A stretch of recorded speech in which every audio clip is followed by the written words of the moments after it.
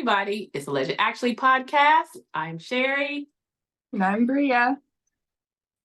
And tonight, guys, is not our normal night.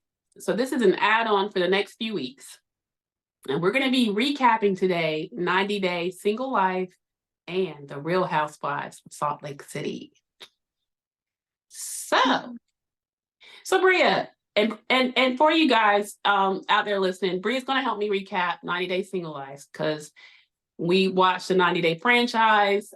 She is not currently watching Real Housewives of Salt Lake City, so I'm going to take that one when we get to them. So stay tuned. So Bria, they just started up a new 90 Day Single Life. Generally, I'm semi-annoyed by the single life, but I don't know that this is any different. But I think the good thing about doing the single life, it's a nice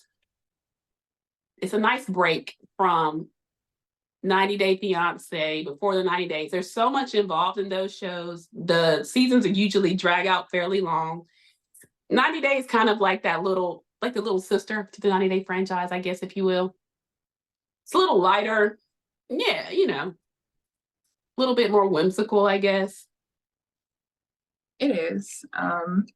It's following, the one side of the couples that haven't, made it. And right. On this season, who do we have, Mom? Okay, so this season we have Natalie. I cannot pronounce her last name, but you guys know Natalie. Natalie that was with Michael. She's from the Ukraine.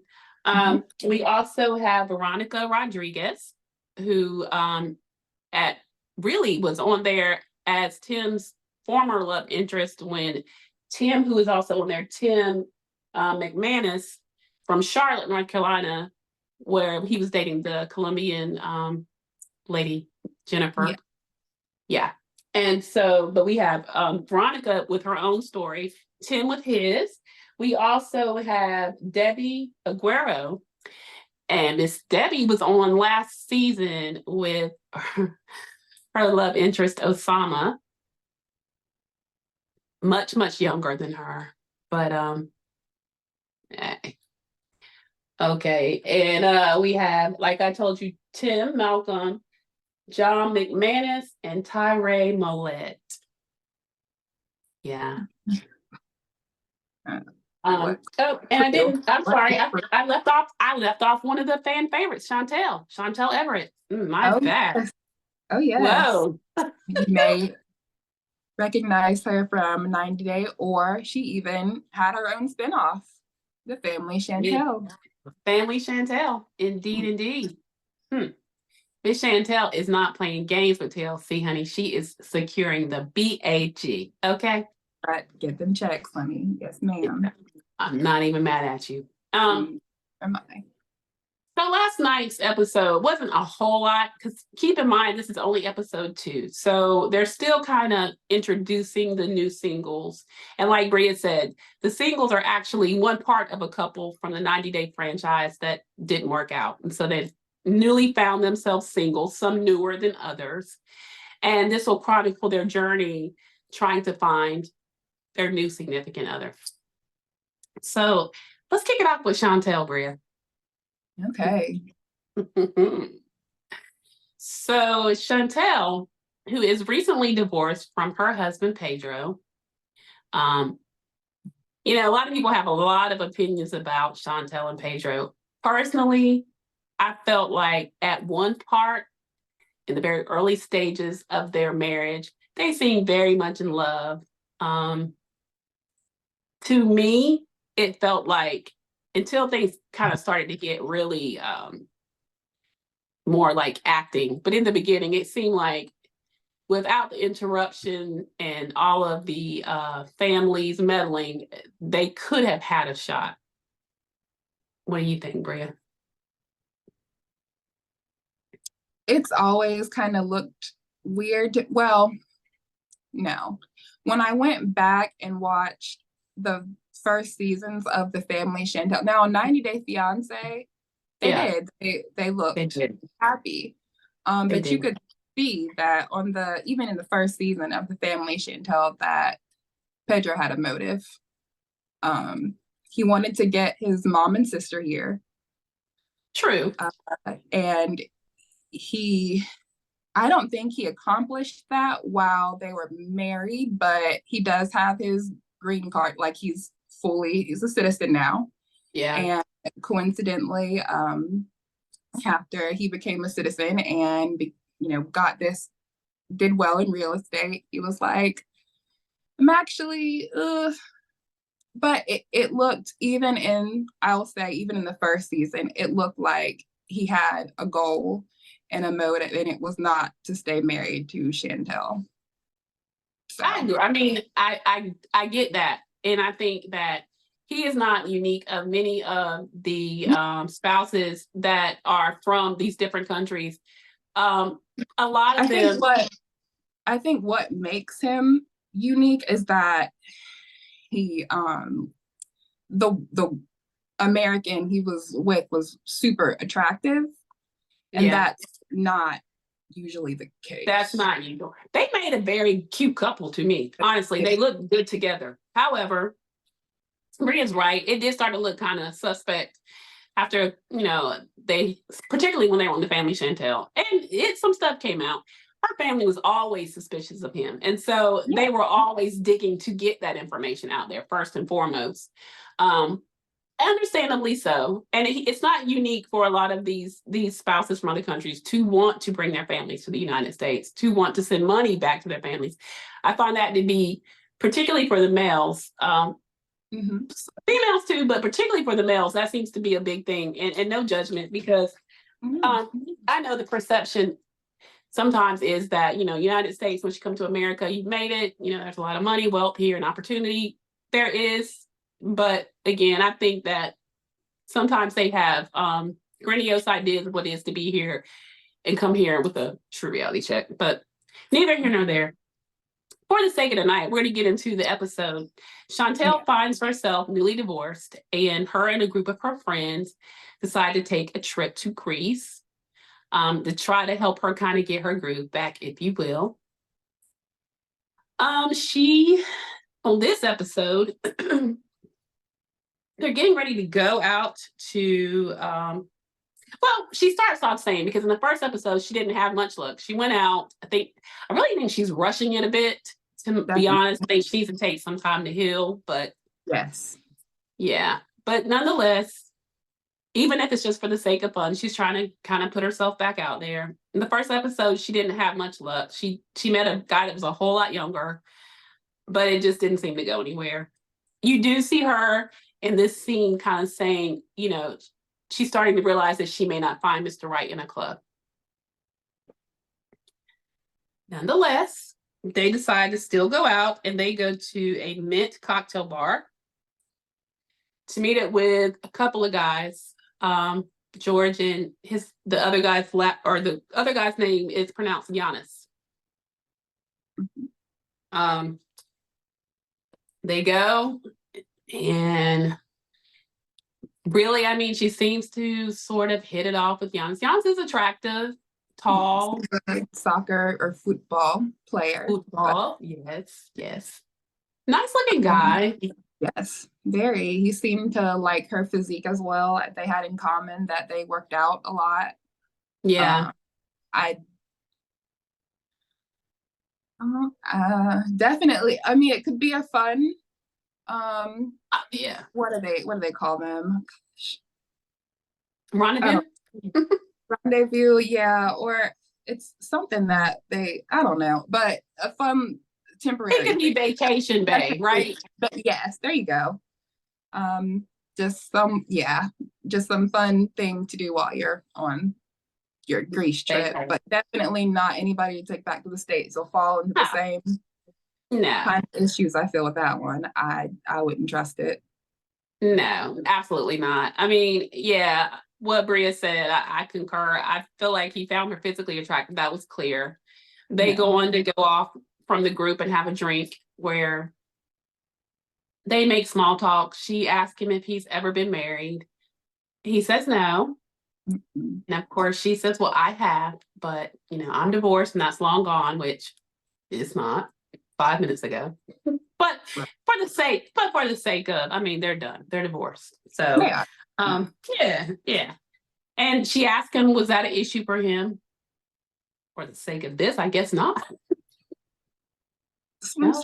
saying. Really don't matter. I mean, even the married ones be getting it. I mean, that's what I'm saying. Listen, she's in Greece. The She's students. really Yeah, I mean, he spent some time in London as well. I don't even know if he's native to Greece. Possibly. it didn't seem well. His name is Giannis, and maybe. That is, yeah. So I'm not sure. But no, actually he is, because in the latter part of the show, he invites her to his hometown, which we'll go into the next episode. That's And that's true. 4 hours from where they're at. So yeah, he is native to Greece. So yeah, he's a really good looking guy. Not a whole lot to say about Chantel in this episode, other than she is looking for Mr. Right in Greece. And that's It's not. no. And I'm sorry, but I've said this before, and I'm in a ton of like reality chat groups on social media. And particularly for the shows that I recap and that I'm really into, just seems to be my opinion. A lot of others, Chantel is just very awkward, socially awkward. Very. Yeah, You can tell that she hasn't had to try a whole lot. Like, yeah, she doesn't, she's socially awkward, doesn't really know how to articulate herself very well. She kind of has a faraway look in her eyes. I don't know. it really does, It Bria. is real. Like, yeah. I don't know. I'm She not gonna is a say much. beautiful girl. I take nothing Gorgeous, from her, but absolutely. man, But I don't know if there is any something looks like she be leaving us something is sometimes, amiss. going somewhere. Know where she be going, but she be going somewhere sometimes, and she Yes. be leaving herself. I don't know, child. Something ain't clicking right, but But nonetheless, nonetheless, very pretty. nonetheless, honey, you are beautiful. So do you? We're surely going to keep on watching you, Chantel. So okay. Absolutely. So Miss Chantel and Giannis, and that's what we have there for Miss Chantel, and we're gonna move right along to Miss Natalie. I probably should have saved her for last. I have lots to say on Miss Natalie. Honestly, girl. Ah, okay. Woo, I have lots of opinions, but Brie, I'm gonna let you kick off, Miss Natalie. Okay. So we remember Natalie, she was actually on the previous season as well. She started out with Michael, that didn't work. She wasn't with the whole farm life thing, didn't want to live in she moved to Florida at first, met this man named Josh. Mm-hmm. I think they met, he's a model scout or owns a modeling Yes. agency. Yes. And Yeah, he's somewhere in that, in that field. Yes. And she has been smitten ever since. Heavy on the Keyword she. she. Mm. He is what we American gals like to call a F-boy, someone that you don't ever want to take seriously or ever let know that you're taking them seriously, because they will. Yeah. Welcome to America. The American guys with that will rock your world also come with a heavy amount of gaslight. So have But fun. you know what? I think that he is going to take her through the ringer. But you know what? At all. If so, it's because she willingly goes through the ringer. Because Josh has made her. The promises that she thinks that Josh made her are in her head, in my opinion.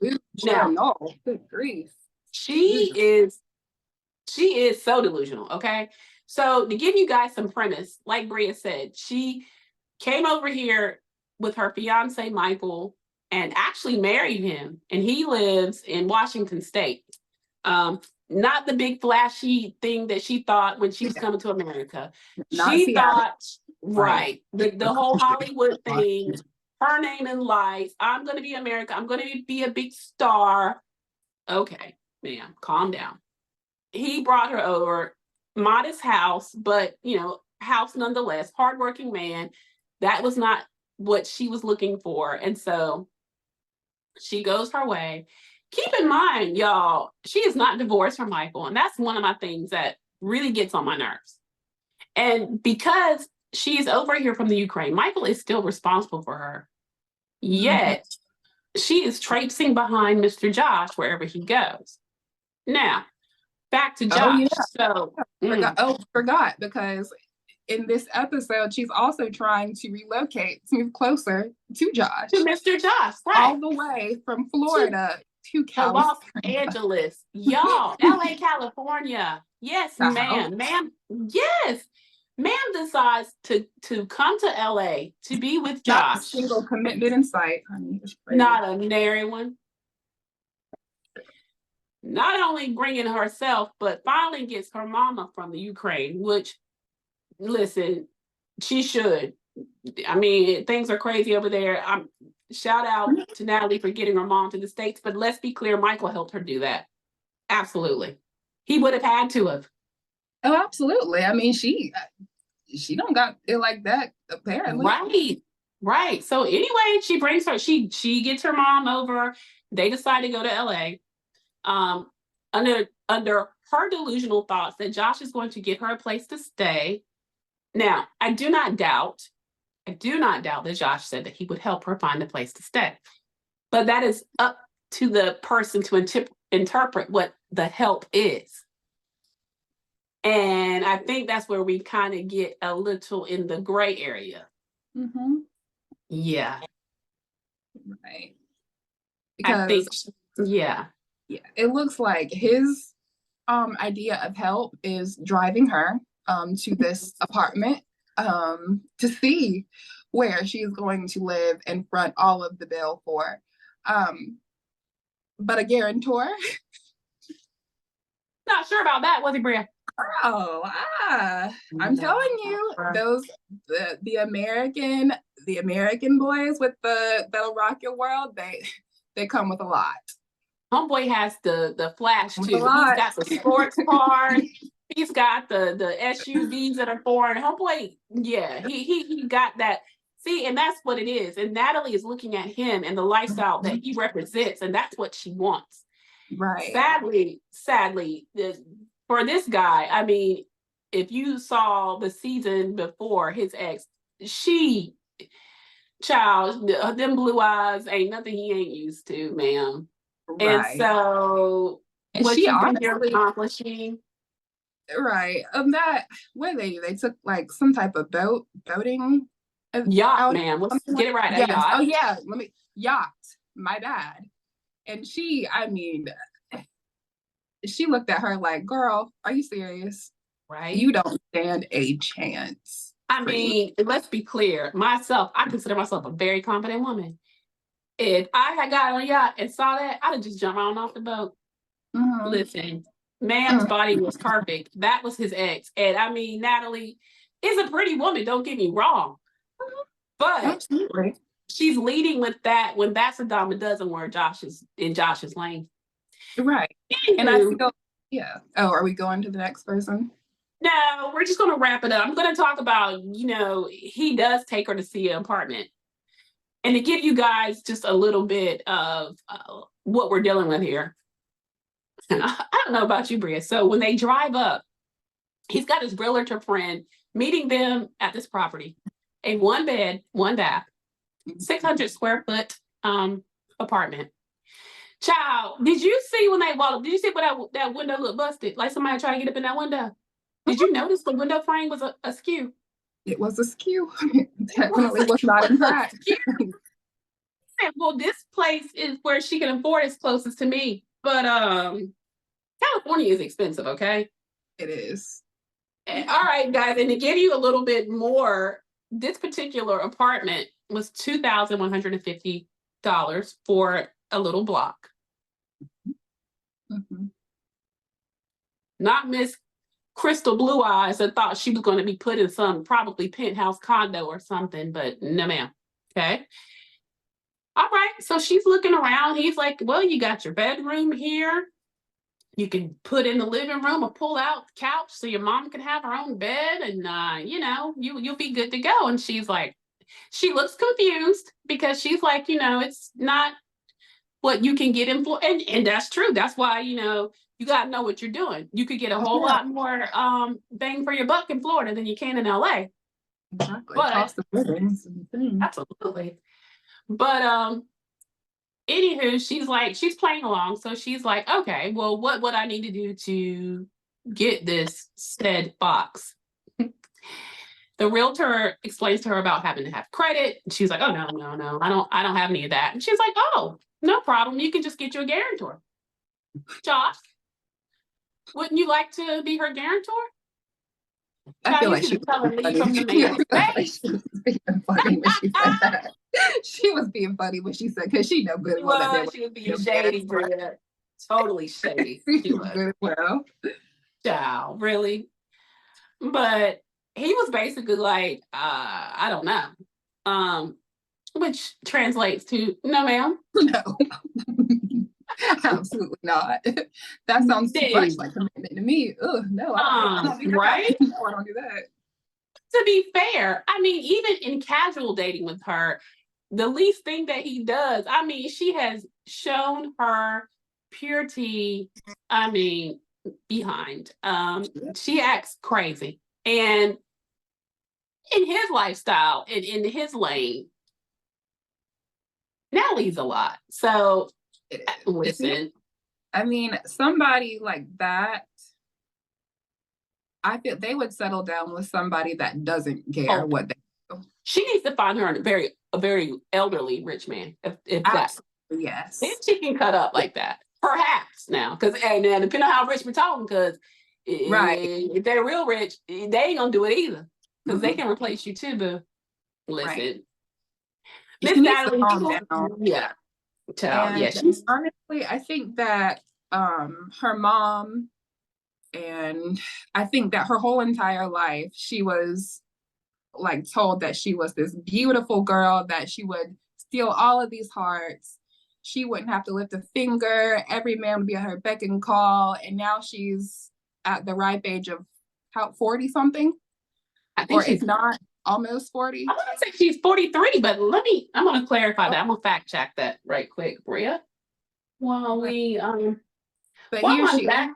Yeah. I don't know, but anyways, here she is still at 40, looking like a little girl, like twirling her hair, like just, she acts very immature for her age.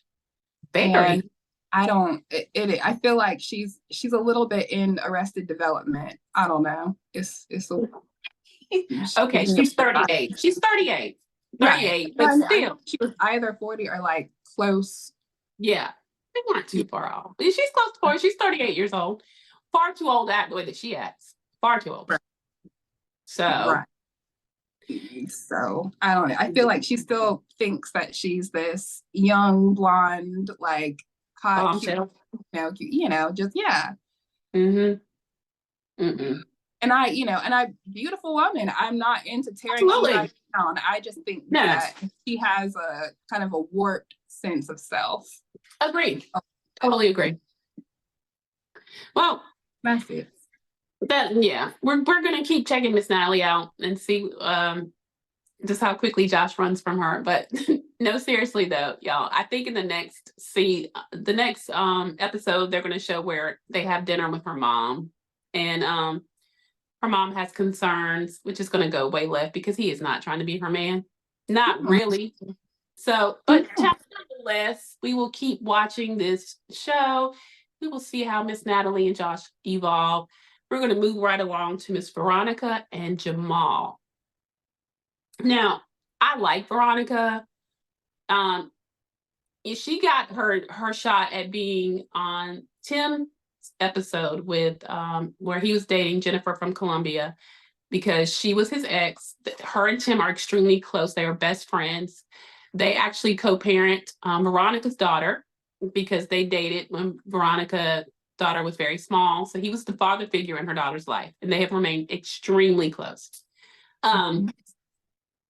With that being said, from there, she got her chance to be on 90 Day Single Life and did not find love on last season, but she is back because she has actually found something with a former 90-dayer, Kimberly or Kimbali, that was dating Soldier Boy Usman. That was Kimberly's son, Jamal. And they happened to meet. They actually initially said on the episode, which I thought they met at a reunion special, but they said they actually met on social media. So either or, probably, because I think all of the people that are involved in the 90-day franchise kind of follow each other or what have you, probably. At any rate, they exchanged some messages or whatever, and then they actually met on a reunion set. Now that I do know, because he was there. Jamal was there with his mom, Kimberly, and Veronica was there with Tim. So anyway, they liked each other and casually dated for a while, and then I think recently have decided to make it exclusive. However, Veronica is in Charlotte, North Carolina, and Jamal is in California. He's in San Diego, California. Woof, that's long distance. There's also, guys, a 10-year age difference. She's 37 and he is 27, which no here nor there, but it all kind of plays into where the concern certainly comes from Tim. And that was about better viewing. They're cute together, but I sincerely think she's certainly more smitten than he is. What do you think, Bria? Absolutely. It was when he was in the kitchen making the eggs. Yeah. And it's the way that he hugged her. He's all like, yeah, you caught that, huh? Yeah. You know what I'm saying? Yeah, it makes me sad because I really embrace, and he's all like, girl. He's giving her the bare minimum. He's so cute. Yes. Right? Right. It's giving shout out to Married at First Sight. It's giving Becca in Austin. It's definitely giving that Becca. Yes. It's giving I like hanging out with you, but I'm not where you're at. It's giving I'm having fun, but I'm not where you're at. It's giving cool at all. You're a cool girl and you cute, but yeah. I'm not the one for you, sweetheart. It's not me. I'm not. Right? It's not me. It's just. But what's unfortunate though is he watched his mother, go through. Girl, they don't care about that. They say up and down, like, oh, I would never, because like them be the main ones to do it. I know. I'm hoping not. And I think we talked about this before. Jamal gives me Drake vibes. Am I wrong, Bria? Absolutely not. Okay. Absolutely Give me a little Drake. Giving Drake. He is giving Aubrey. Definitely giving Aubrey. Matter of fact, it's the Drake that was on Degrassi. He is giving Jimmy. Jimmy from Degrassi. He's not giving the rapper Drake. Jimmy. Actually, yes. Yes, Jimmy. Okay. Jimmy it is. All right. Well, we don't get a whole lot, like Bria says, there's a scene of them in the kitchen. He is visiting her in Charlotte. And then she talks about how she feels about him and her concerns about when he's away, when he's with her, it is love and wonderful. When they go back to their respective corners, her in Charlotte, him in San Diego, he can't seem to get to her text messages for like days at a time. Crazy, right? Right. And now listen, and anybody that knows me will tell you, my famous saying is, people make time for what they want to. If you believe that a 27-year-old man don't have his phone somewhere handy, quite often. Absolutely. Man. And my favorite is, if they wanted to, they would. There would be very little stopping them. Absolutely. Doing it. Isn't that so? Mhm. Veronica, we got high hopes for you, girl, but I don't think Jamal's it. But nonetheless, Mhm. this is her storyline, and we're sticking to it. All right, she's smitten. Jamal's her guy. Whatever.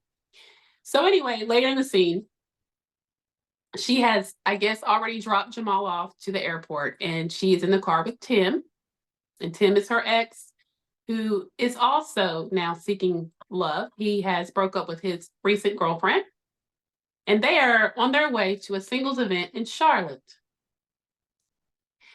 So Tim asked, are Jamal gonna be okay with you going with me to this? And she says, yeah, I've told him that, as long as you have someone and you're happy, it makes everyone happy, which I didn't understand that because I'm like, girl, first off, he don't care. But secondly, why are you Right. giving this man power over your that is big mistake number 1 through 25. Really? Right.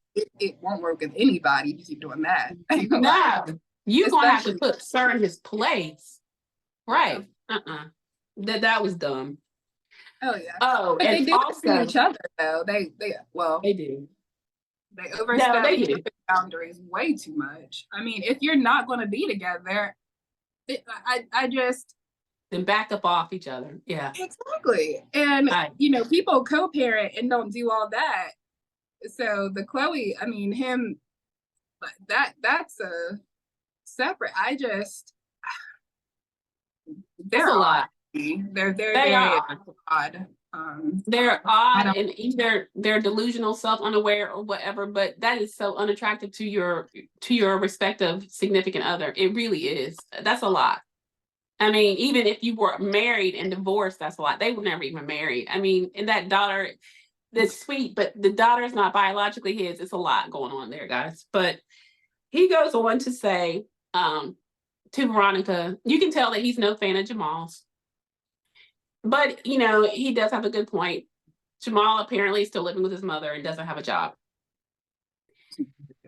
Veronica has a good point, though. She's like, but you date girls that live at home and don't have jobs.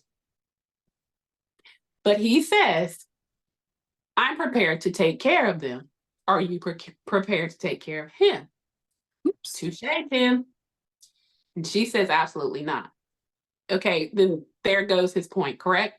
Yeah, that's, I mean, solid point. Very solid. But, that was just a little friendly advice, I guess he was trying to give her. At any rate, they go on to the singles event. Tim initially gets there, and what I love, guys, it cracked me up. I don't know if anybody else even cared about this scene, but he meets a Black woman that he's trying to strike up a conversation with. And he tells Veronica, apparently he's a little socially awkward. He doesn't go out much, doesn't really like to. It's not his thing, but he's kind of putting himself out there. So he sees this attractive Black woman and he starts striking up a conversation and she's being nice. And he tells her that he is 30. How old did he say he was? Was it 40? No, I was say he said he's 43, wasn't it? He was 43 and never been married. No. Wait a minute. Yes, 43. Was it 43? I'm gonna look it up too. Let me fact check this guy. Because and what makes it significant is the Black woman tells him her age. And which I think is 47. And I think he said he was 43. But he asked her what her skin routine was, and she proceeds to say nothing. And I'm thinking, melanin. It is. And yeah, he's 43. Yeah, so I just fact checked it, guys. He's 43. The woman was 47. Not much to get from that other than it was kind of like a comedic little point in the episode, and he's just kind of like, okay, and the lady's kind of like, all right, then have a nice day, like, child, please.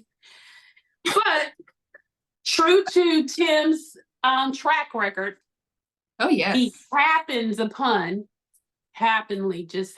find a chick that he was talking to online that so happens to be Colombian.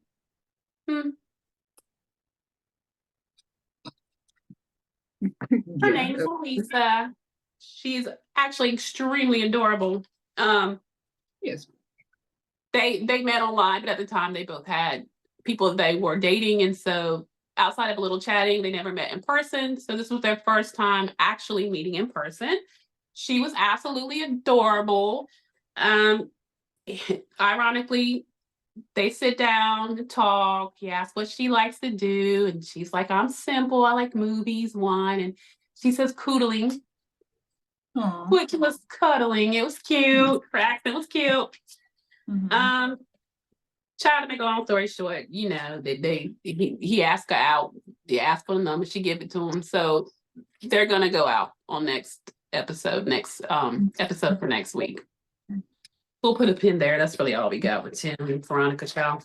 Yes. Per TLC's producer's instruction, absolutely. Per what they are putting us restricted on. That's what we got for you from last night or from Monday night. But we're gonna end it up with our good brother Tyray. Hmm. Y'all. Hmm. Yeah, that was so sad. But listen,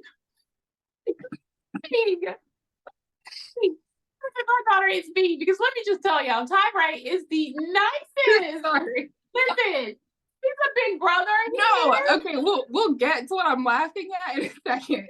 We'll get to what I'm laughing at in a second because I know where he messed up. Oh, well, you have to enlighten me where because he I messed don't. up. Okay, well, you have to tell me. We'll get to that. So let me set it up. So poor Tyray, he was on last season. I think it was before the 90 days, or was it before the 90 days, Priya? Yes. Okay. So he thought that he was in a relationship with a young lady named, oh gosh, it just escaped me. Carmela or Carmela, yeah, Carmela. Yeah. Or Camilla. Camilla. I think it was Carmela. Yeah. And he had been communicating with someone who he thought he was in a relationship with. Come to find out, he was actually catfished by a guy. He had sent money. I mean, your typical episode of Catfish. He had never had the opportunity to really speak to her in person. He had tried to meet with her several times to no avail. And so the producers actually helped him out a little bit and told him what they had found out, that it was a guy. And then he had gotten a private investigator involved. They tracked down actually who the actual woman was, but she was not, of course, who he thought he was talking to. She did actually sit and talk to him a little bit, but it didn't go anywhere. So they bring Tyray back to 90 Day Single Life for another chance at love because, gosh, he's like everybody's little teddy bear. At any rate, he took some time and he felt like he was ready to put himself back out there. And Tyray is in Modesto, California. So he's on the West Coast as well. And he's ready to go on his first date.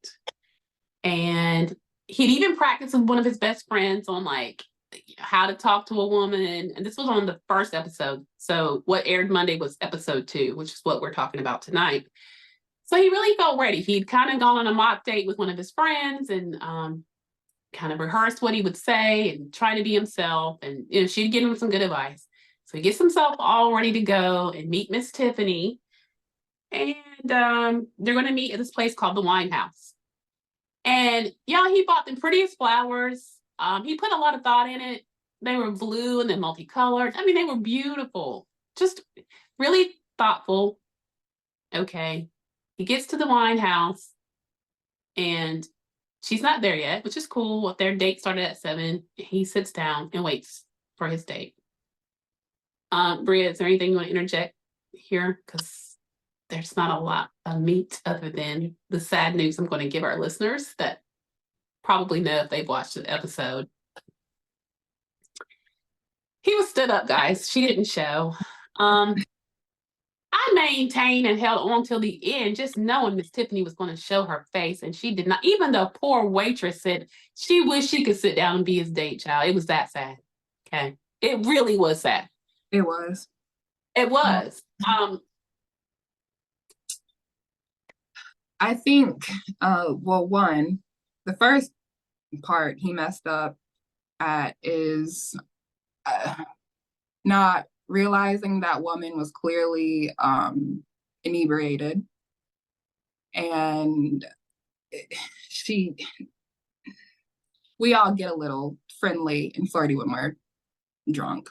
And then at the dinner, he proceeds to say that she liked me first. Um, and whenever a man goes in with that type of attitude, there's very little effort that he puts in ahead of time, like before the date, if they feel like you are trying to pursue them. Mm-hmm. And so, to be quite honest, it could be that she was drunk and she didn't really intend or remember giving, or or or he was a dry texter thinking that she would text. I don't know. It just seems like there could have been a confirmation before you Yeah, actually on the date, Tyray, I'll give you especially that. with your experience. I'll give you that because there should have been a confirmation phone call. Okay, Right. we're confirmed. We're going to meet at 7. It doesn't appear that he had any communication with her other than at Right. last conversation, and just shows up expecting. There was no "Hey, I'm on the way" text. There was no anything. And I'm with you, Bria. I mean, if I was him, especially after I've been burnt like that, I would want to know for certain before I let them cameras roll with me to Right. that restaurant to meet somebody that you in fact were on your way. Absolutely, I'm with you. Exactly. And I didn't mean to laugh. That was mean. But sometimes I don't like to be played with. And I don't know if the producer set that up or what, but I just don't know what that would benefit them after all he went through last season. Why is that how he kicks it off? Like they could have found someone. I mean, he's not unattractive. He's just a really big boy. all right. He's a big guy. He's got a cute little face, a lovable He does. guy, really sweet. But I do not like, if they're going to set him up to be humiliated like last season, then I am not here for it. That is not okay. But we're going to keep tuning in. We're going to keep coming back and letting you know how it goes. But as of now, Mr. Tyray has been stood up. And that's pretty much the episode of 90 Day Single Life. These shows kind of always start off kind of with a character build. You get to know the individuals, kind of see where they're at, and then the momentum picks up. So hopefully we'll have more for you guys next week with a little bit more meat to it. But now I am going to move along to the Real Housewives of Salt Lake City. Now, Bria, I know you do not watch. You can hang out for the commentary. If not, we can bid you good night, and I will take it. It's up to you. I'm going to I'm gonna cook actually. So Okay. All right. Well, we're gonna bid our co-host good night. good night. Come back where she will join me on tomorrow night, and we will be talking about Married at First Sight. Bria, thank you very much. We'll be back tomorrow, guys. Have a good night, Bria. All right, night. Bye. Bye. All right, guys. And now I'm going to talk to you a little bit more about the Real Housewives of Salt Lake City. Now, listen, I know this is the whole reason that I even started coming on Wednesday nights. Because, y'all, this season has really changed the threshold for all housewives. A lot, and again, I told you guys, I'm on a lot of different groups. We discuss the shows. Some of the other people in the groups are also bloggers, podcasters, all of that good stuff. So we get in, we kind of chat about it. And some just like to do it because that's just our thing, right? Y'all, Salt Lake City is giving just exactly what housewives are supposed to be giving. I told you I stopped recapping Real Housewives of Potomac because it is just, there's nothing over there. And this is the people have talked about Real Housewives of Atlanta. I mean, I think they're getting, a lot of these shows are getting to a stagnant place. Real Housewives of New York had to do a reboot, and they have a whole new cast of younger ladies, and they have the legacy.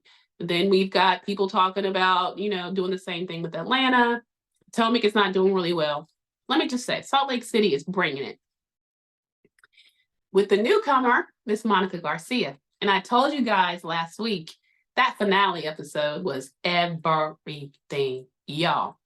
So turns out Monica used to work for former castmate Jen Shaw, who's currently in prison doing some time for embezzling money and for scamming some elderly people to the tune of millions of dollars.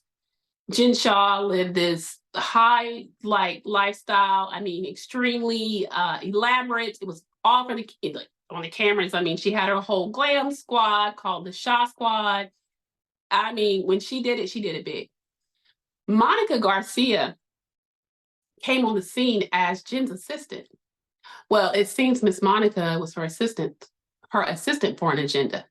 And that agenda was to, first of all, take Jen Shaw down for the things that she was doing, which I'm not mad at that because what she did was awful. And she definitely, if in fact, like I said, she was found guilty, she's doing her time, and she should.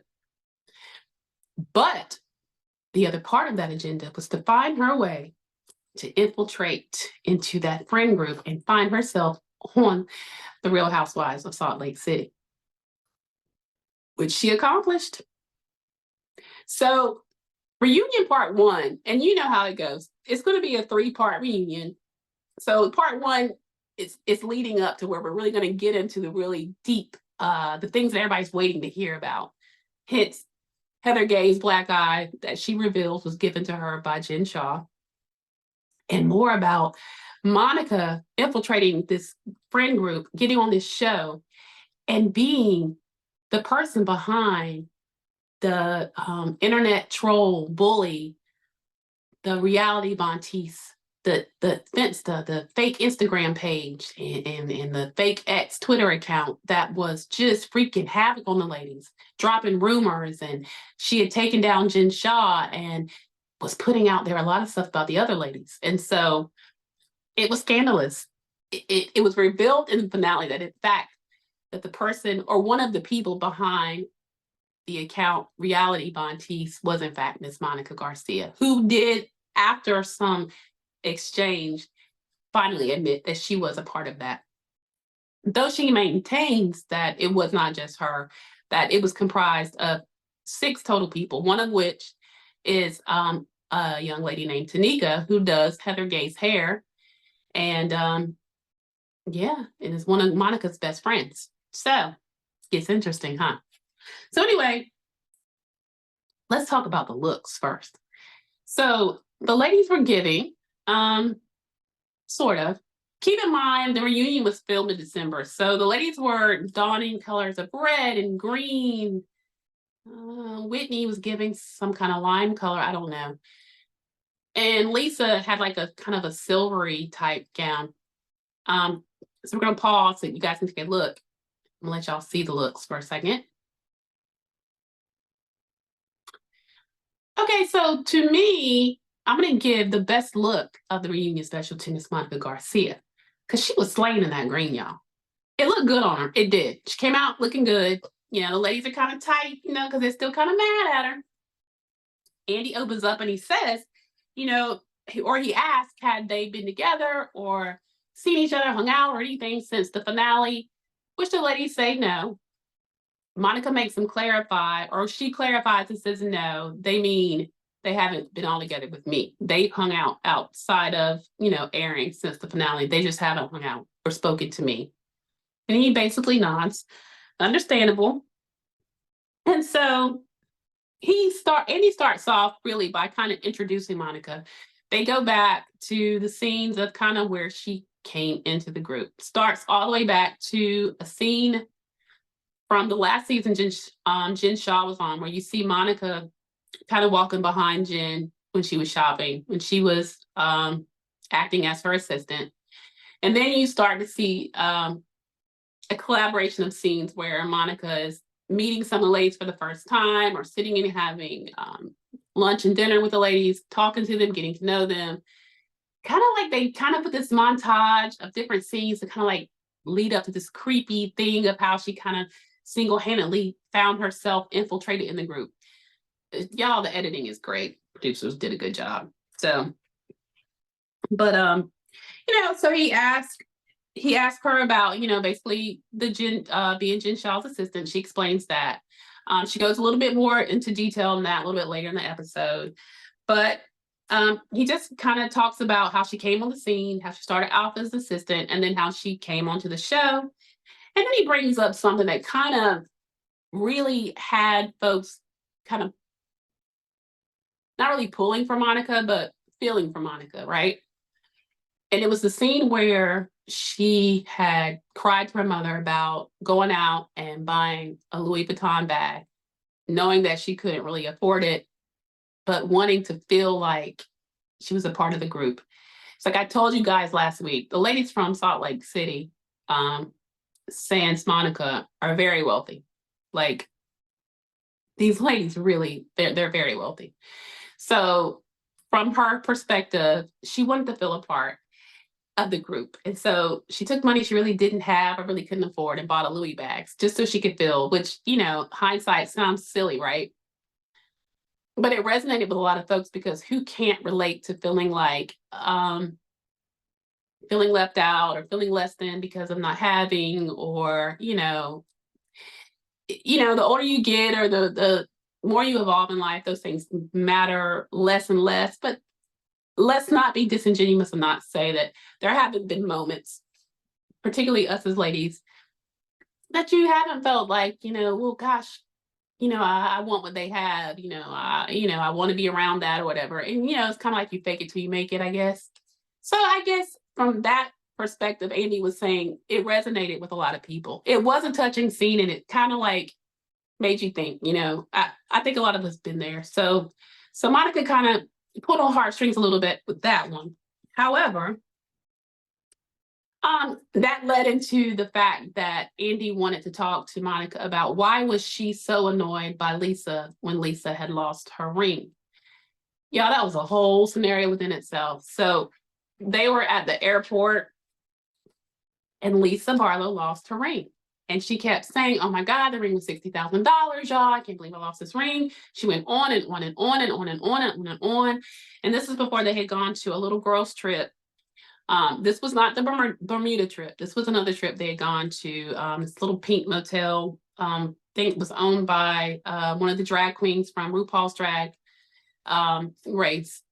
It's like a little resort area. Everything's kind of in pink. It's really cute. It was Whitney's idea. But so Lisa lost her ring, and she was all out of the frame about this ring. And it didn't just stop at the airport. She kept bringing it up and crying. And Monica had just pretty much reached her breaking point and was like, you know what? You are so tone deaf. There are so many more things in this world to worry about. There are people that are starving, or there are just people that have real problems. You're crying over a $60,000 ring. So Andy asked her, why was she so annoyed? And she said it wasn't so much that she was annoyed by the ring. It was that she was annoyed by the 60,000, 60,000, 60,000. Like the mention over and over about the cost of the ring. Lisa chimes in and says, well, I only said it was 60,000 3 times. Okay, but 3 times is 3 times. And I kind of felt Monica on that. That scene, Lisa probably doesn't realize how she comes off. But I mean, let's be clear. If it was my $60,000 ring, I'd be upset too. But Lisa goes on to explain that the ring, aside from the price tag of it, had a special meaning, that this ring had been purchased by her husband for her.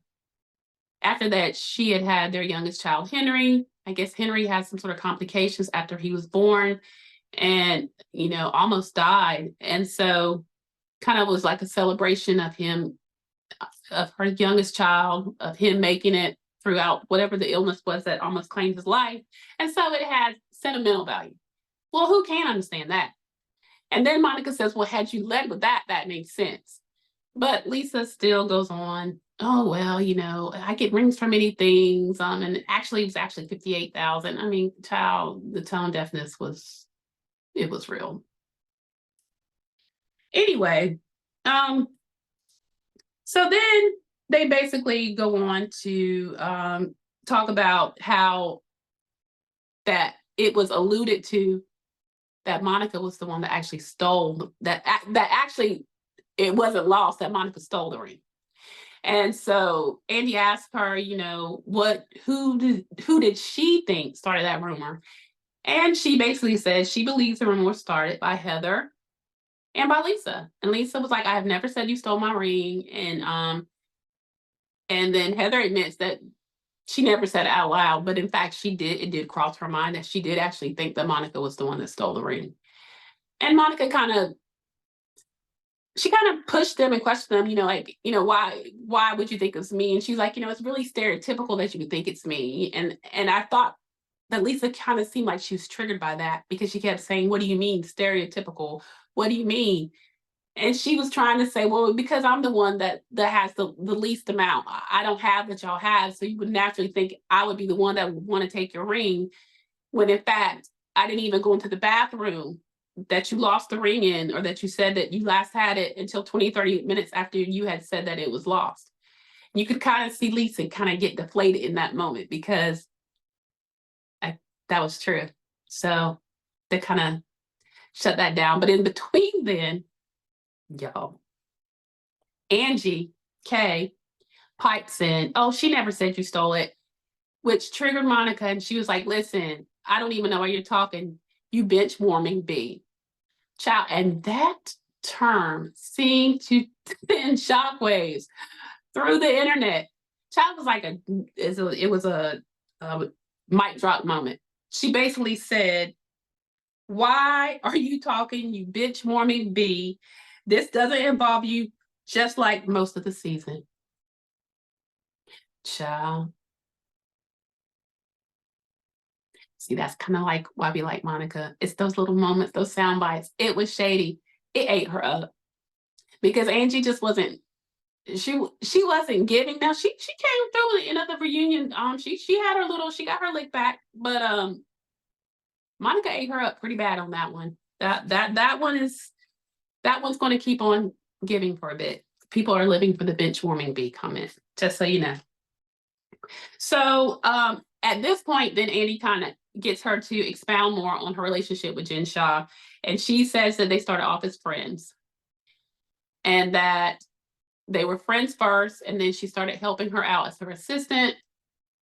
And, you know, Andy asked her kind of like, what kind of things did you do for Jen? And she was like, you know, things like I went and got her groceries, and I just kind of helped her with her life. Like if she had a meeting, I made sure she got there on time.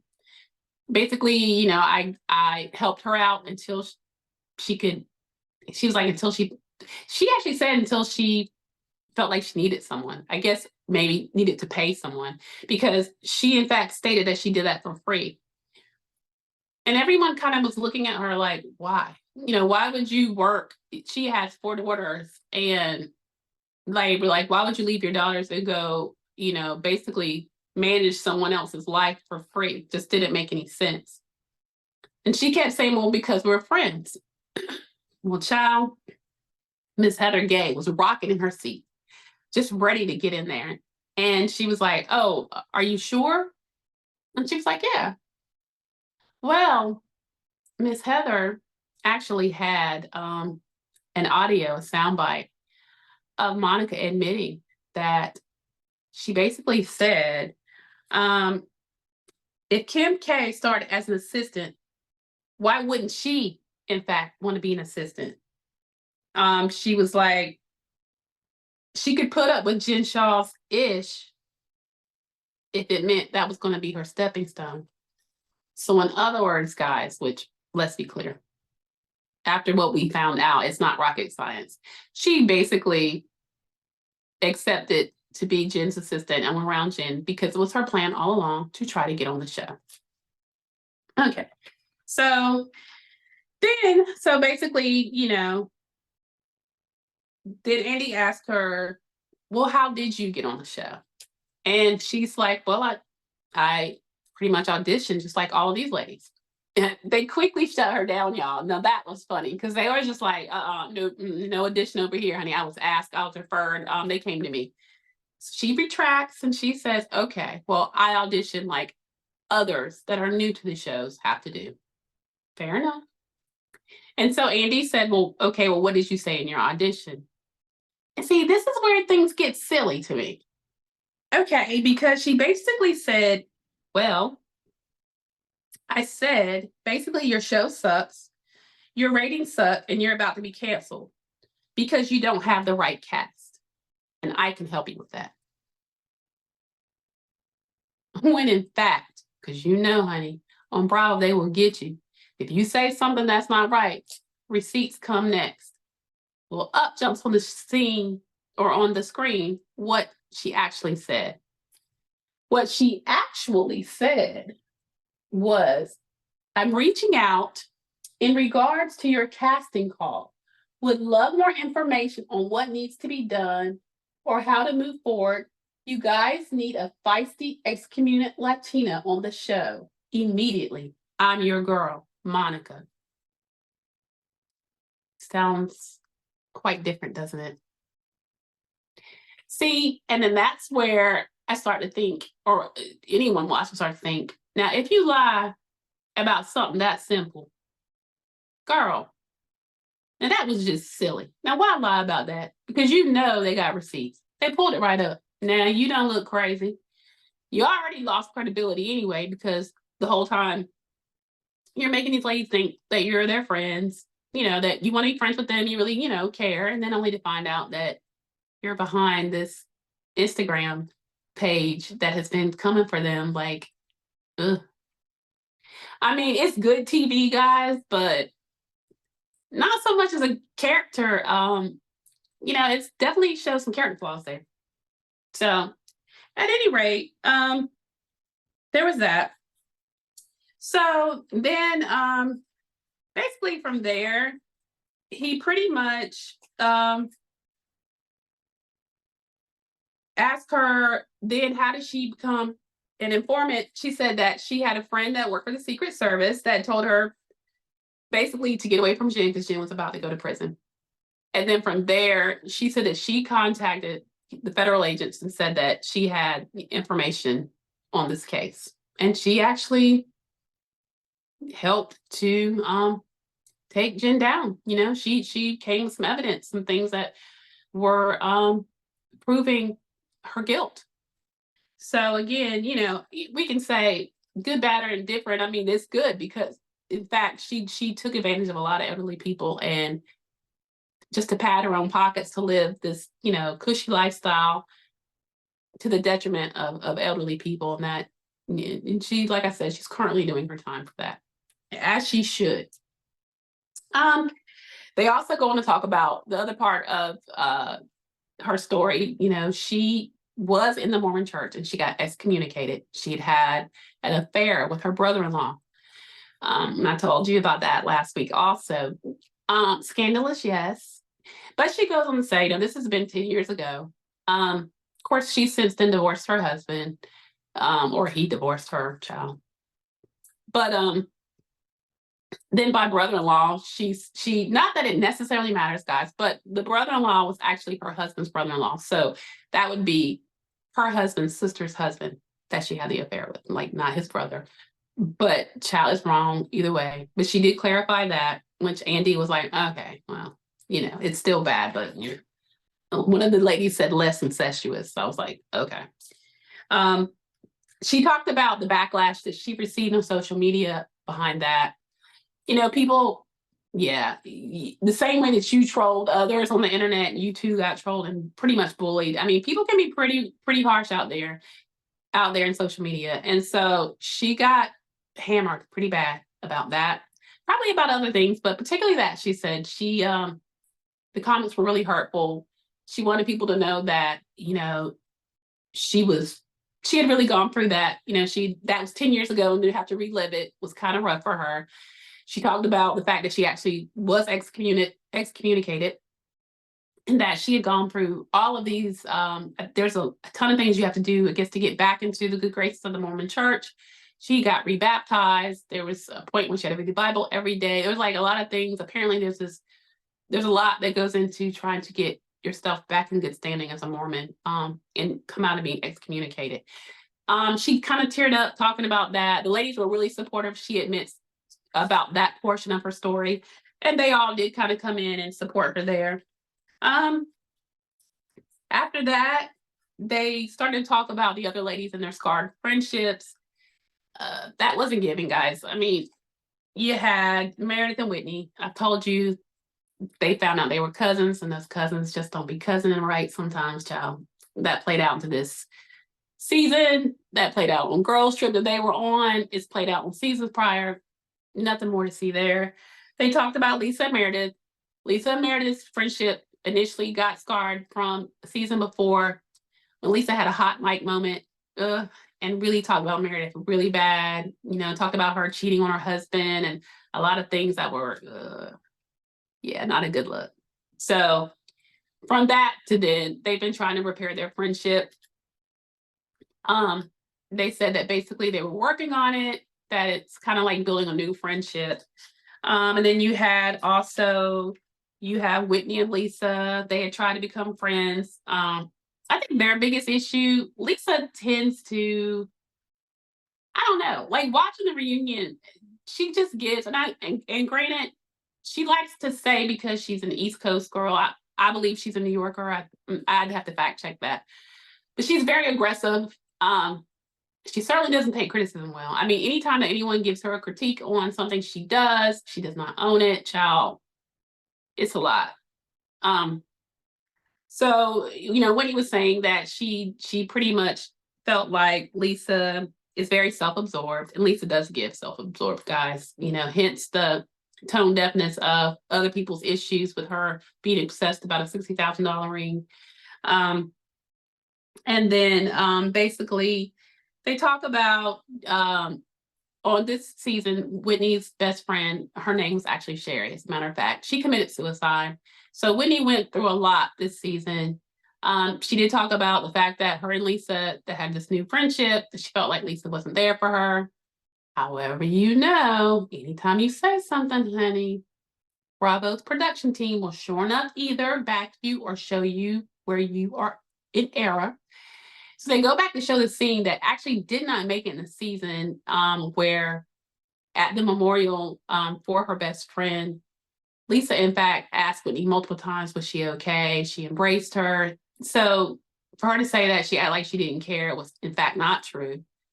But what you also saw in that scene was her kind of working the room. She brought Heather a gift from Heather's book signing, and, maybe where it seemed like her mood, she was kind of like working the room, doing Lisa, and then, maybe she didn't think that her concern was actually genuine. I don't know, child. But basically, and then Meredith goes on to talk about she had a friend that had a very sick child. And so some of the stuff that she was going through, they were saying that Meredith deflects a lot. And, if you call Meredith on something, she's like, well, look, there are bigger things in the world than this. There are children that are sick, that could possibly die. In other words, they were saying anytime she's called out on her stuff, she deflects into some other issue and kind of gets it off of her. Though Meredith does come back with the fact that she is no stranger to, if there's a situation that she don't even bother with, she will quickly say, I'm disengaging. They go on to show several scenes of her saying, I disengage, I disengage, I disengage. So Meredith's point was taken. Further than that, Lisa and Angie kind of also get into it, because the next part of the scandalous part was Monica, though she did not start the rumor, she actually brought out on the show the rumor of Angie K's husband, Sean. There was a rumor going around Salt Lake that he was gay and engaging in sexual relationships with other men. And prior to Angie knowing it was Monica, it was assumed it was Meredith. because when they were doing their arguing, Meredith did basically allude to the fact that if Angie didn't back off, she would go there and she would talk about the husband, and she didn't want to go there. She knew stuff about her family. So she had kind of dangled that.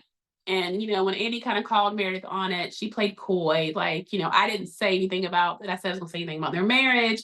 I said about the husband, but we all knew that was semantics, child. She was going there. She just, Monica was the actual mouthpiece that actually let the cat out of the bag. So with that being said, it caused Angie and Monica to argue some, along with Meredith. She basically was like, Meredith, because they showed the scene where her husband Sean actually gets upset and he starts to cry, mainly because they have a young daughter that would possibly see this show, or her friends would see the show. I think people forget sometimes when we watch these shows, these are real people. They have real families. And in all fairness, it's all fun and games, but you are messing with people's lives. And so that was a sobering moment. Meredith maintains, however, that that Angie had said a whole bunch of things about her. She actually goes on to read off a very laundry list of insults that Angie had hurled her way. It's kind of funny. Angie did own that. And then basically she sort of gets into it with Monica. She calls her a rat that came out the sewer, because she was saying that rumor had died like 30 years ago when they first come to Salt Lake, and it had not been brought up until the rat that came out of the sewer, she was referring to Miss Monica, had opened her mouth. And then basically they go on to argue, and then she hits her with the fact that she had a Range Rover under a carport, and that she spent her kids' money on bags she didn't need, and she was an irresponsible parent, which of course sent Monica off about keeping her kid's name out of her mouth, child. Kind of how it ends. There wasn't a ton, everybody's sitting on pins and needles waiting for Monica to really get into the whole reality Monteith thing, how they started it, who's all involved. That's going to come later. I would dare to say probably the latter part of the part 2 of the reunion, and then we're going to see everything in part 3. Is everybody waiting to see about what all happened the night that Heather Gay got the black eye from Jen Shaw? That's going to all come later. So I'm going to come back and talk about it. So thank you guys so much for coming on for an extra night, hanging out with us at Alleged Actually. I would ask you guys to please come back tomorrow when we're going to be recapping Married at First Sight. It's going to be a good one, y'all. It's getting really good. So come on back. And I want to take the time to thank all of our subscribers. Thanks, guys. Really. You do not know how much you guys mean to us. Thank you all that have liked, that have viewed, that have commented, that have shared. Thank you so much. Keep on coming back, because we're going to keep bringing it. Thank you guys so much. We're going to say goodnight and come on back tomorrow for Married at First Sight. Bye.